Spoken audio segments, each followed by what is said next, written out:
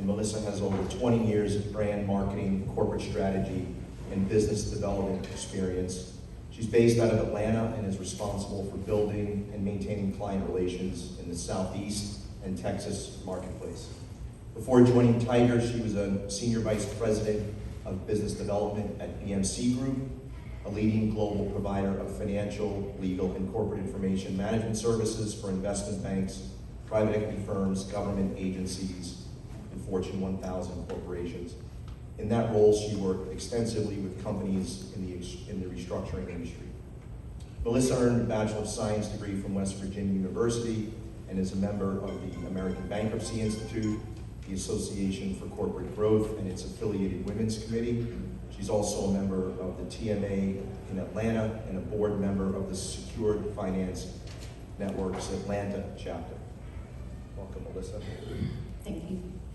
Really an enhancement to our analytics internally. And when we're doing appraisal work for clients that have heavy inventory, being able to look at mass amounts of data so that we can be more of a value add, tell the story through the data so it's less subjective for our team. And it makes a more productive conversation with the companies at the end of the day.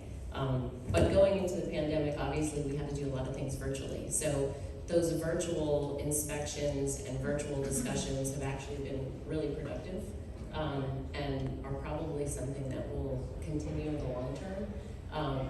We have made massive investments so that we are able to look at there's no amount of data that we can't process. So at the point of having those conversations then with the companies, you're actually laying out the information that they provided, and we're able to look at it in a way that gives them actionable results and has a more productive conversation about how they can better manage their inventory, their working capital, and fulfill customer orders, which has been a big game changer and actually changed how some of the companies have been buying their inventory.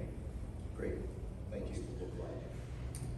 We've seen a massive increase in more e-commerce businesses. I mean, obviously a lot of companies had to pivot, and especially in the retail sector, those who were kind of behind have sort of gotten their act together. So there's been a lot more e-commerce businesses, a lot more fulfillment by Amazon type businesses.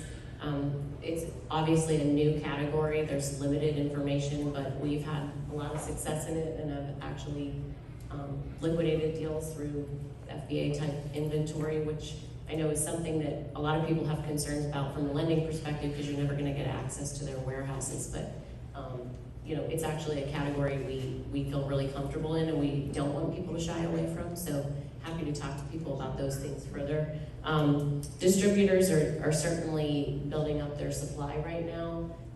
Supply chain issues are still continuing, and so the pendulum went from not having enough to people really we anticipate it going the other direction where everybody's stocking up and buying everything they can and going long. So we're seeing quite a bit in that sector for sure. Great.